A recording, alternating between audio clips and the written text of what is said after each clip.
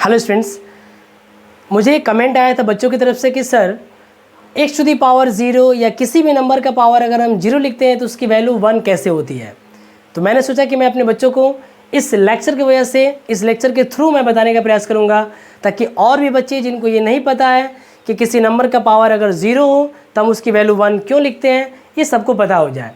So students, आपको इस चीज़ को एक्सप्लेन करने से पहले मैं आपको एक बातें बताना चाहूँगा कि अगर कभी भी इस तरह की बातें दे रखी हों a to the power m divided by a to the power n और अगर बेस सेम हो तो डिवीजन के केस में पावर को हम सब्ट्रैक्ट करते हैं। डिवाइडेंड के पावर में से डिवीजन के पावर को हम क्या कर देते हैं, माइनस कर देते हैं।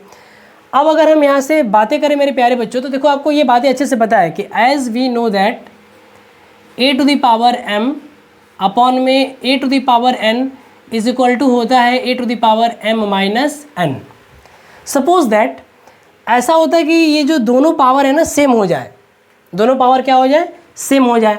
तो जब पावर सेम हो जाएगा तो अर्थात हम ये बोलना चाहते हैं कि यदि m इक्वल हो जाए n के, तो उस कंडीशन में हम यहाँ पे लिख पाएंगे a to the power m upon में again a to the power m is equal to a to the power m minus m। अरे भाई, अगर ये सेम बातें हैं और अगर हम उसको सेम थिंग से डिवाइड कर रहे हैं तो ये डिवीजन के बाद आपको क्या देगा, 1 देगा।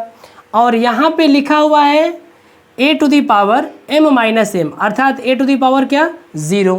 तो आपने देखा कि यहाँ पे a टू दी पावर 0 की वैल्यू कितनी आ गई, 1 आ गई। सिमिलरली हम x टू दी पावर 0 की वैल्यू पे क्या लिख सकते हैं, 1 लिख सकते हैं। हम अगर 5 टू दी पावर 0 दिया हो, इसकी वैल्यू भी कितना लिख सकते हैं, 1 लिख सकते हैं। हम किसी भी नंबर का पावर अगर 0 दिया हो तो इस कॉन्सेप्ट के बेसिस पे हम इसको 1 के इक्वल लिख सकते हैं।